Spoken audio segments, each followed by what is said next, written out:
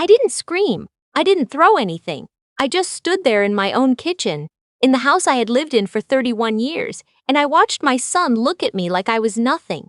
That was the moment I knew. Something in me, something I had been holding together with prayer and patience and too many excuses, finally let go. I want to tell you how I got there. Because it didn't start that day. It never starts the day you think it starts. My name is Loretta. No, wait. Let me start again. That's not how I want to begin this. I don't want to begin with my name. I want to begin with my hands. I have working hands. Always have. My mother used to say I came out of the womb reaching for something. By 17, I was waitressing double shifts at a diner off Route 9 in Columbus, Ohio. By 23, I had my cosmetology license. By 30, I owned a small salon on the east side, 4 chairs, 2 shampoo bowls, and a back room where I did silk presses on Saturday mornings until my feet ached. I built that with my hands. Every dollar I ever had, I earned with these hands. I raised my son with these hands too. Alone mostly, after his father left when the boy was 4 years old.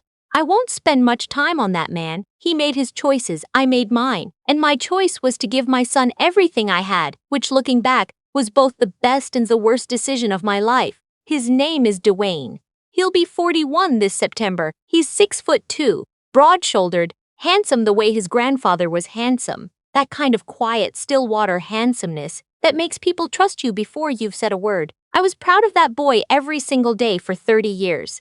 Every single day. He married Trina 6 years ago. I went to that wedding in a lavender dress I bought from Dillard's and paid too much for, and I cried happy tears when he said his vows because I genuinely thought, I had done it. I had raised a good man, a man who would love a woman well, a man who would build something solid. I was wrong about Trina from the beginning, but I kept that to myself. A mother learns to keep certain things to herself. She wasn't unkind at first, just cool. The way some women are cool when they've decided they don't need to win you over because they've already won the thing they came for. She called me Miss Delphine for the first 2 years, even after I asked her more than once to just call me Mom. She never raised her voice to me. She was never outright rude.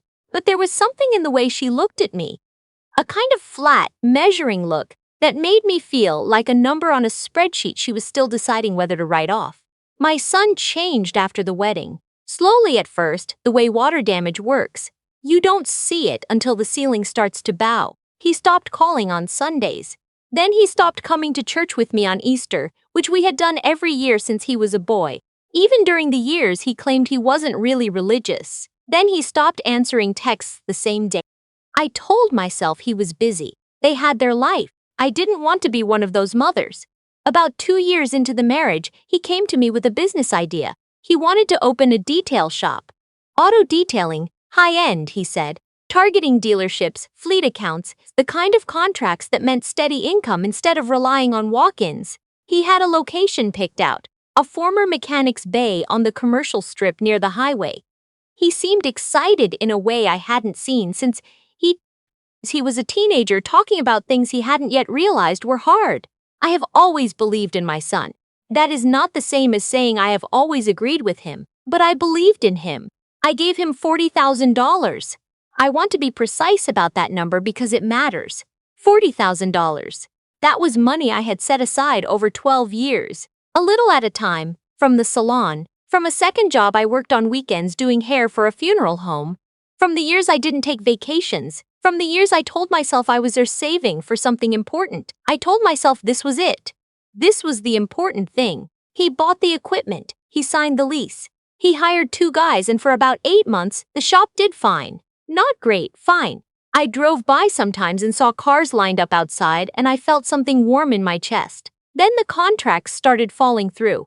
One dealership pulled out, then another. He told me it was the economy, it was bad timing, it was the location. I didn't argue. I transferred another $12,000 to help cover payroll. That was money I didn't have to spare. Trina had started going to the shop by then. She had opinions about the branding, she said. She wanted the logo changed. She wanted a website that cost more than my first car. She told Dwayne his workers were stealing from him, and 2 of the guys he fired turned out to be the only ones who actually knew how to do the work. I watched all of this from a distance and I prayed, Lord, let this work out. Lord, cover my son. Lord, give him wisdom. The call came on a Tuesday morning. I remember because I was in the middle of doing a client's color when my phone buzzed, and I saw his name and I stepped into the back room to answer it. He needed $25,000 by Friday. He said the words fast. The way you say something you know sounds bad, and you're hoping speed will make it land softer. There was a lien on the equipment. There were back taxes. The details got complicated fast, and I stopped being able to follow them, which I now understand was probably intentional. I told him I didn't have that kind of money sitting around. He said Trina thought I was being difficult. I stood in my back room with the smell of developer in the air, and I felt something shift in my chest. Not anger, not yet. Something more like vertigo. I said, Trina thinks I'm being difficult, he said. She thinks you never really wanted us to succeed. I didn't say anything for a moment. I was counting the way I sometimes do when I need to stay calm. Just numbers. 1, 2, 3. I told him I loved him and I would see what I could do. I should have said something else. I know that now, but I was his mother, and I had been saying, I'll see what I can do since he was 6 years old and wanted a bicycle we couldn't afford at Christmas. I didn't give him the $25,000. I didn't have it. The shop closed 4 months later. After that, the calls stopped entirely. I went 8 months without hearing from my son. 8 months. I called. I left messages. I sent a card on his birthday. A real card. The kind you pick out in the stores and stand there reading for 10 minutes until you find one that says the right thing without saying too much. I don't know if he got it. He never mentioned it. It was Trina who finally called me. Not Dwayne. Trina. She said they were having a hard time. She said they were behind on rent. She said she thought it would help if I could let them stay with me for a little while, just until they got back on their feet. She said this the way you say something you've rehearsed, all the rough edges sanded down. And God help me. I said yes. I want to be honest here. I said yes partly because I missed my son. I said yes partly because I believed them when they said it would be temporary. And I said yes partly because somewhere in me I still genuinely believed that if I showed enough grace, enough patience, enough love, something would open back up between us, that the son I raised would come back. They moved in on a Saturday, 2 cars full of boxes. Trina had a way of walking through my house that I can only describe as proprietary, opening cabinets, peering into the refrigerator, touching things on my shelves with her fingertips like she was appraising them. I told myself I was being sensitive. Within 3 weeks, she had rearranged my kitchen. I came home from the salon one evening, and the cabinet where I kept my cast iron and my good pots had been completely reorganized. She had moved things I had kept in the same place for 20 years. I stood in the middle of the kitchen and I didn't say a word. I moved my pots back the next morning, early before she was up. The next week they were moved again. Dwayne was not working. He said he was looking. He was on his phone a lot. He slept late. Trina had a remote job, something in data entry, and she worked from the second bedroom with the door shut.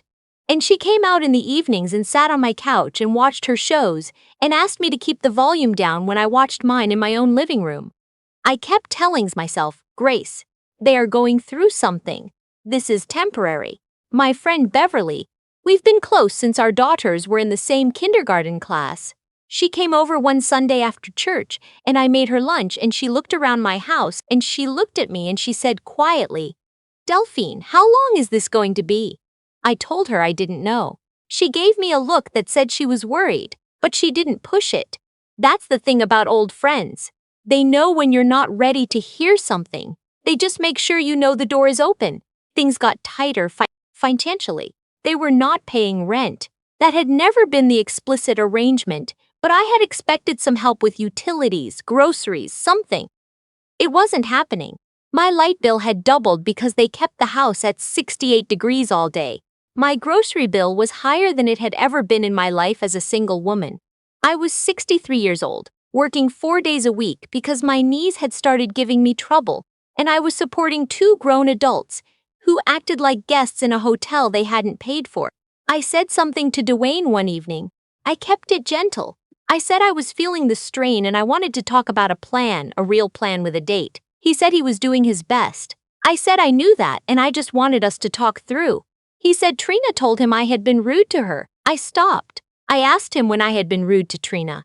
He said she felt disrespected, that I moved things around in a passive-aggressive way, that I made her feel unwelcome. I looked at my son. I looked at this man I had worked 2 jobs to raise. This man I had given $52,000 to in the last 4 years. This man who was living in my house, eating my food and running up my utilities. And I said, Dwayne, I moved my own pots back to where I had them. In my own kitchen. He said I was being defensive. I want to tell you about the night everything broke. I need to tell you exactly how it happened because I want you to understand.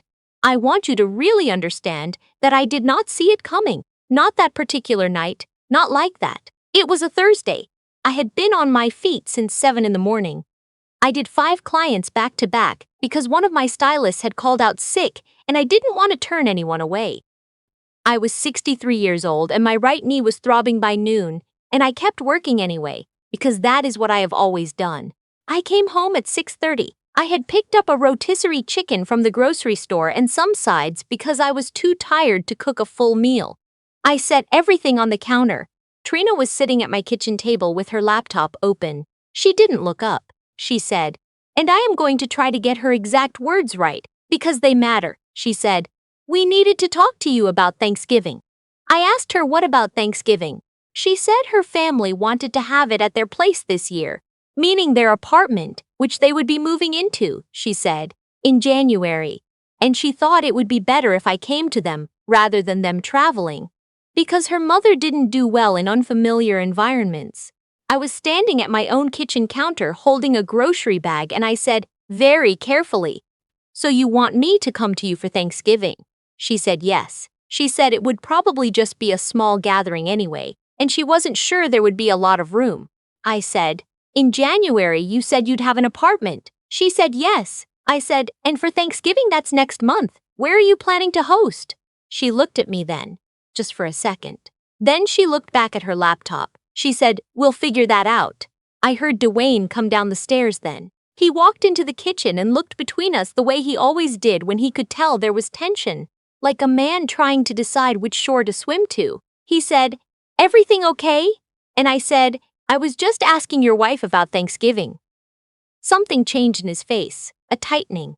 He said, why are you always trying to start something? I said I wasn't starting anything. I had asked a simple question. He said I was making Trina uncomfortable. He said I had been making her uncomfortable for months. He said I needed to understand that she was his wife, and he needed me to treat her like family.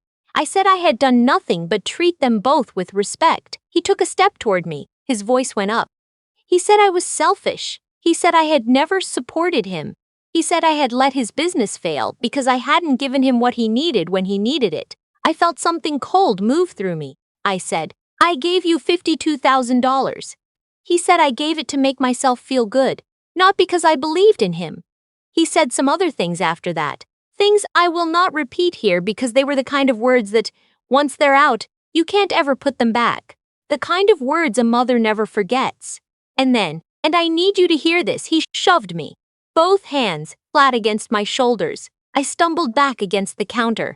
I caught myself on the edge of it, and there was a sharp pain in my palm where I grabbed the tile, and I stood there for a second just breathing. Trina did not move. She sat at that table and she watched and she did not say a word. I looked at my son. I did not cry. I did not scream. I looked at him for a long moment and then I turned around and I walked to my bedroom and I closed the door quietly behind me. I sat on the edge of my bed in the dark. I could hear him downstairs still talking, his voice loud and agitated. I heard Trina say something low. I heard the television come on. I sat there for a long time. I want to tell you what I was thinking because it wasn't what you might expect. I wasn't thinking about revenge. Not yet. I was thinking about a morning when he was 7 years old, when he had a bad dream and came and crawled into bed with me and put his cold feet against my legs and went right back to sleep. I was thinking about how I used to watch him sleep when he was a baby, just to make sure he was still breathing. I was thinking about all the mornings I got up before dawn and went to work so that he could have things I didn't have. And then I thought about his hands on my shoulders, the force of it, the look on his face. And I thought, no, not this, not ever again. I called Beverly the next morning. She answered on the second ring, the way she always does for me, and I told her what happened, and she was quiet for a moment, and then she said, okay, what do you need? That was it, no lecture. No, I told you so. Just what do you need? What I needed was a plan. And Beverly, God love her, was exactly the right person to help me make one. The house was mine. I had paid it off 8 years ago. The deed had my name on it and nobody else's. I had never added Dwayne to anything, which some mothers do out of love and end up regretting. But I had always kept my financial life separate from my emotional life, at least on paper, and right now I was grateful for that. I called a real estate attorney that week. A woman Beverly knew through her church who had a reputation for being sharp and straightforward and not wasting time. I sat across from her in a clean office in a building downtown, and I told her my situation, and she listened without interrupting, and when I was done, she said, "You have every right to ask them to leave." I knew that. What I needed to know was how to do it in a way that was legal and clear and could not be challenged. She walked me through it. A formal written notice, a specific timeline, the documentation I should keep, because they had been living there without a lease. Certain tenant protections still applied in my state, and I needed to follow the proper process. It would take 30 days. 30 days felt long, but I had been patient for years. I could manage 30 days.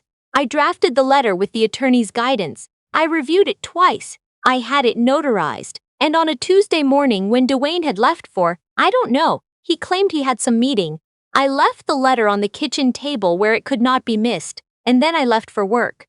My phone started ringing at 9:47 in the morning. I saw his name and I let it go to voicemail. He left a message that I could hear was loud before I even put it to my ear. I didn't listen to it until my lunch break. He said I was doing this out of spite. He said I was trying to destroy his marriage. He said he couldn't believe I would do this to him. I texted back one sentence. The letter explains everything. Please direct any further questions to my attorney. Then I put my phone face down and ate my lunch. It was the hardest easy thing I have ever done. Trina called twice that afternoon. I didn't answer. She sent a text that said they had nowhere to go and I needed to think about what I was doing to this family. I read it and I set the phone down and I looked out the window of my salon at the street outside, at the ordinary Tuesday afternoon going on without any idea that my life was in the middle of something important. And I breathed. They were out in 26 days. I don't know where they went. Beverly told me later she'd heard they were staying with Trina's sister, which meant they'd had options all along. I was not surprised.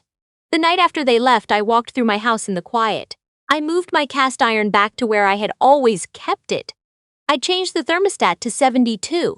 I made myself a cup of tea and I sat in my living room and I watched something I wanted to watch at a volume I chose, and I felt the silence settle around me like something I had forgotten I was allowed to have.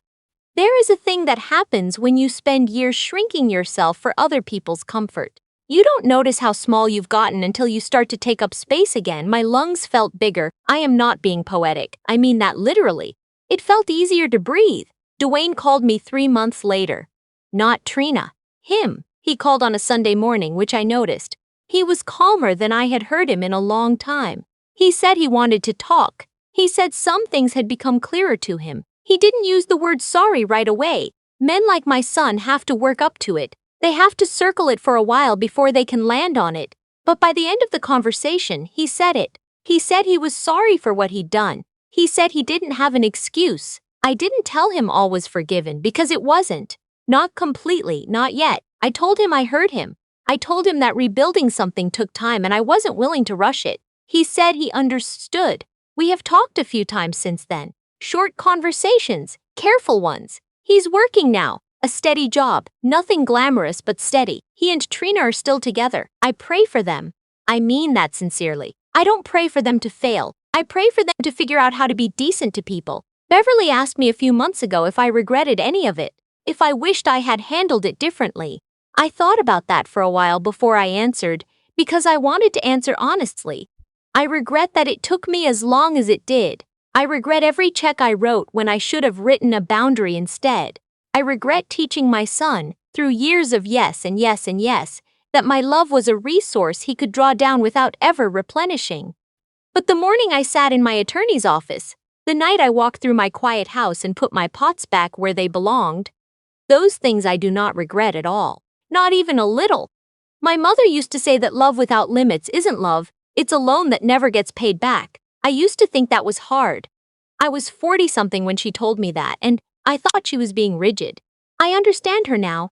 I am 64 years old. I worked for everything I have. I raised a son on my own with 2 jobs and a prayer and hands that have never stopped moving. I deserved better than what happened in my kitchen that Thursday night.